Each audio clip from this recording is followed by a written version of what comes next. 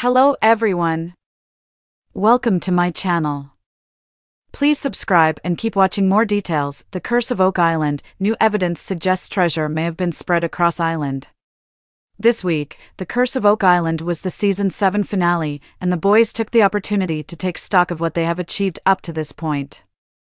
The whole team gathered around the table in the war room with a collection of artifacts discovered over the past 7 seasons and debated what to do next.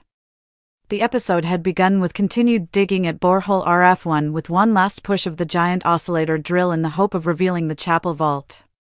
Alas, a lack of good finds and an increasingly dangerous dig site led Rick Lagina to terminate the hole. And that was it. No more digging, at least until next spring. So it was time to say a fond farewell to Vanessa Lucido and the ROC Drilling Equipment Company. In the war room, the team sat around the table with an impressive number of finds from over the years, some dating back to the 1200s. Marty and Gary told the guys of their recent discovery of a coin that Marty had dropped down borehole H8 2 years ago. At the time, the team suspected they'd found the money pit but that the treasure had drifted away. Marty dropped the coin down the hole as an experiment to see how far it would drift. The idea was it would prove that the treasure moves around underground. The coin, discovered this week, had drifted at least 10 feet from where Marty dropped it.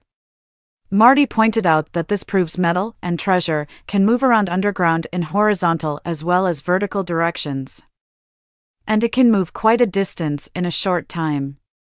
This fact could mean treasure buried on the island could have been dispersed over a wider area than was previously thought.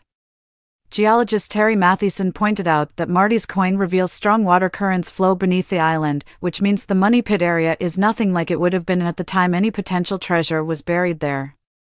Marty Lagina, the man who holds many of the purse strings, told the guys if we want to continue digging the money pit area, it will cost tens of millions.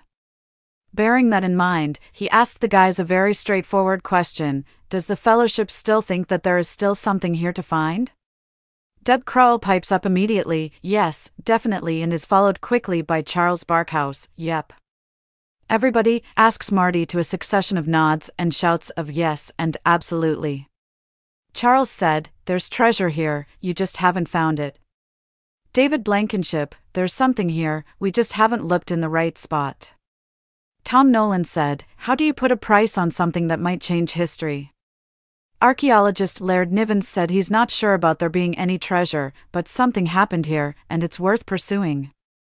Marty pressed Dan Henske into an answer as to whether he thought there was any treasure to find, and he finally said, even just to get together is worth it, even if we don't find the treasure, and the guys all nodded in agreement.